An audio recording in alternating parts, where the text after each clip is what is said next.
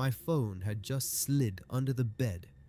I got down on my hands and knees on the floor of my apartment and stretched my arm out to reach it, and when my eyes adjusted to the dark under there, I saw a shape that was not a box, not a bag, not anything I had put there.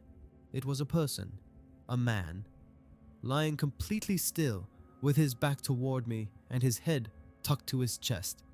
He hadn't seen me yet. I had approximately 1 second to decide what to do before I tell you what happened next. If you're watching this and you haven't subscribed yet, please take 2 seconds and do that now. Hit the like button too.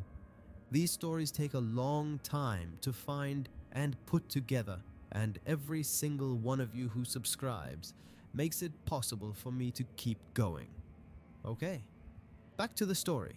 I need to back up about 30 minutes so you understand exactly how I got to that floor and what I was dealing with. I was 22 years old. I had just moved into my very first apartment, not a dorm room, not a room in someone else's house, my own apartment with my own key and my own lease. The kind of place that feels like a milestone when you're that age. The door locked automatically when it closed, which I liked. It felt secure. That afternoon, I'd been going back and forth between my apartment and the building entrance, bringing in boxes from my car. The process of moving in, carrying things up, setting things down, going back for more. I'd done it probably 6 or 7 times that afternoon. Door opening, door closing, each time the latch clicking behind me. I want you to hold that detail. Door opening, door closing. Each time the latch clicking behind me. By the time I settled in for the evening, I was tired and happy in the specific way that comes from having your own space for the first time. I sat on my bed and called my boyfriend. We talked for a while. I was opening some mail while we talked, not really paying attention to the room around me, just feeling at home, feeling safe. My phone slipped out of my hand. It hit the floor and slid under the bed frame. I didn't think anything of it. I said, "Hold on." I dropped my phone. I got down on my hands and knees and reached under to grab it. The light from the phone screen lit up the space under the bed, and in that light, maybe 2 feet from my hand, was a pair of shoulders, a back, a head turned down and away from me. A man lying on the floor under my bed, perfectly still, not moving, not making a sound. I want to tell you what I felt in that moment, but I don't have the right words for it. It wasn't fear exactly. Fear hasn't caught up yet in those first seconds. It was more like the world tilting, like something in your brain quietly and completely rearranging its understanding of your situation. He hadn't seen me. His head was turned away. He was completely still, and his eyes were not on me. Here is what I did. And I want to be clear that I did not plan this, that my brain produced it faster than I could have consciously thought. I picked up the phone. I said into it, as normally as I could manage, "Sorry, I dropped my phone. I'm just going to take a shower and call you back." And I stood up. My boyfriend started to say something. I had already hung up. I walked to the bathroom. Oh, it was right next to the bed. 3 steps, 4 steps. I went in. I turned on the shower. I locked the bathroom door. And then I opened the window. I was on the first floor. I climbed through the window and dropped onto the ground outside. And then I ran. I ran to the far side of the building and I called the police. And then I called my boyfriend back. And I want to tell you what it sounded like to explain to someone why you had just hung up on them. "I am going to take a shower and call you back." I said that, with a man lying under my bed 2 feet from my face. The police told me to wait across the street and watched the building entrance. My boyfriend showed up before the officers went inside. I watched the front door from behind a parked car with my boyfriend's arm around me while the police went in with my keys. They came out a few minutes later with a man between them, thin, tired looking, with eyes that my boyfriend later described as looking like they were somewhere else entirely. He didn't try to run. He didn't say anything that I was told about. He just came out.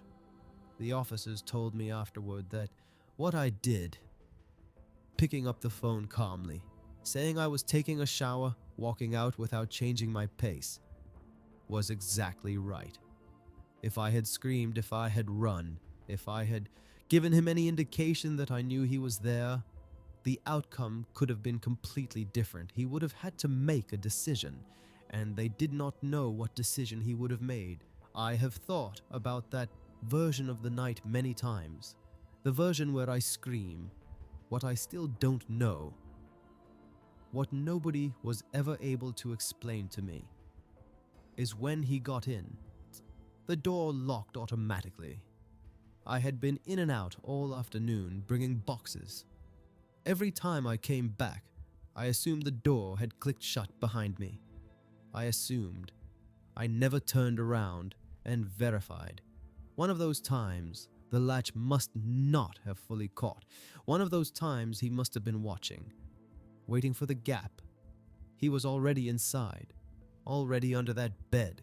He had been there in the dark while I carried in my boxes and made it feel like home before I had any idea I was not alone.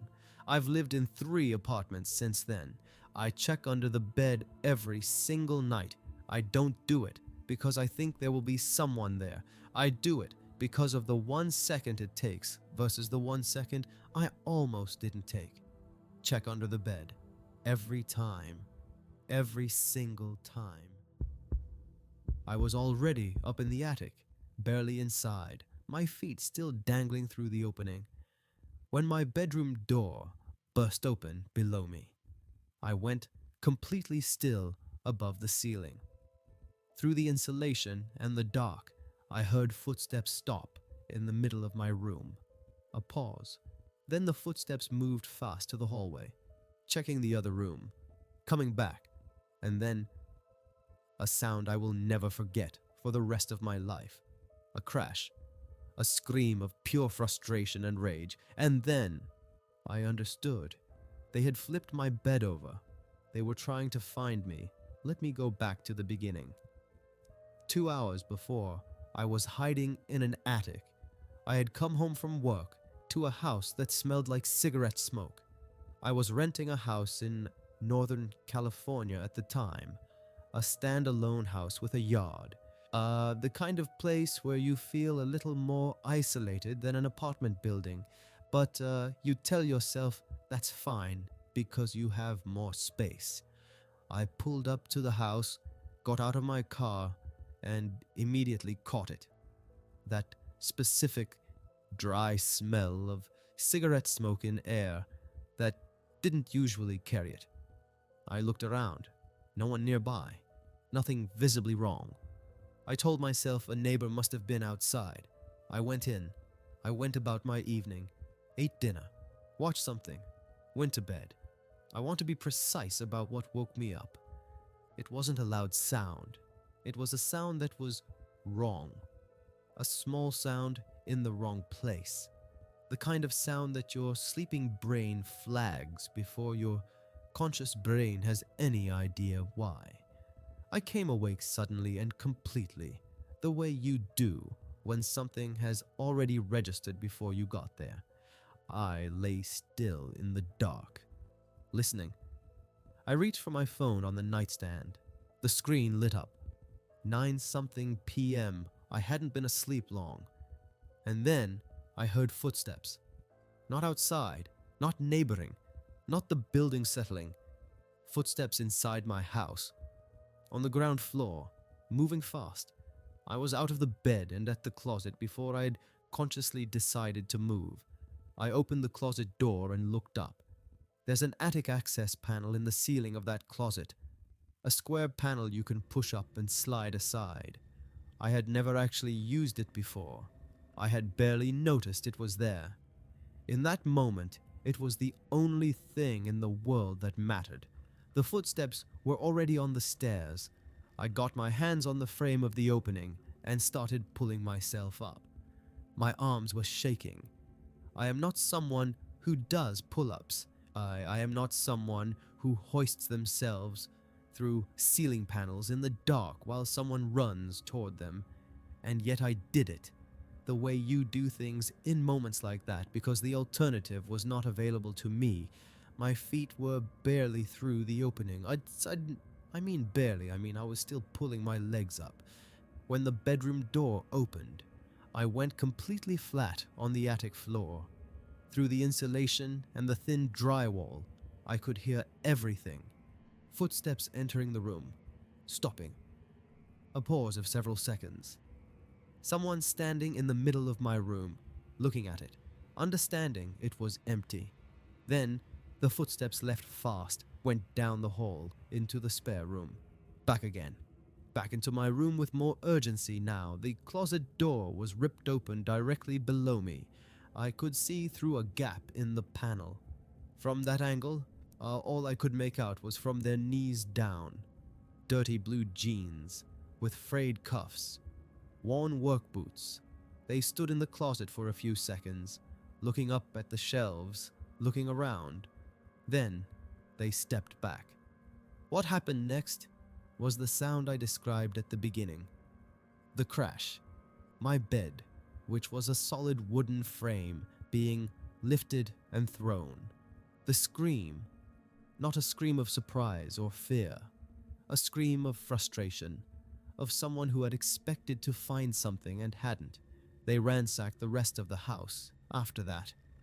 I lay on the attic floor listening to furniture being moved, things being thrown, the specific sounds of a house being torn apart by someone who is angry. I started counting in my head when the noises stopped.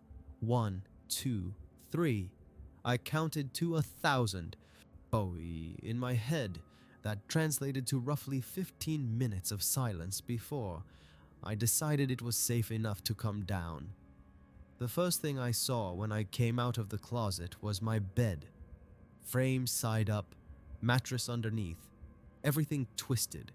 They had flipped it completely. Looking for me, knowing I was there somewhere and looking for me. I called the police. They came. They went through the house and found the back door unlocked, which I was certain I had locked, which I know I locked, because I always locked it. They found a window in the spare room that had been forced. That was the entry point, forced from outside, quietly, while I slept on the other side of a wall. The cigarette smoke from when I came home that afternoon. Someone had been outside my house before I got there, watching, checking, waiting to know when I would go to sleep. The police told me they'd had reports of similar break-ins in the area. Someone who came in specifically looking for people home alone, not for valuables, for people. I moved within the week. I did not finish the month on my lease. I have never lived alone in a standalone house since. Here is the thing I keep returning to. The attic panel. I had lived in that house for months and never once looked at that panel as something with a purpose. It was just part of the ceiling, and then one night it was the only thing standing between me and someone who had come into my house, knowing I was there, who had flipped my bed in rage when they couldn't find me, who had been outside watching before I even got home. The cigarette smell. That was the warning. I walked past it and went inside. Some details are warnings. The hard part is knowing which ones.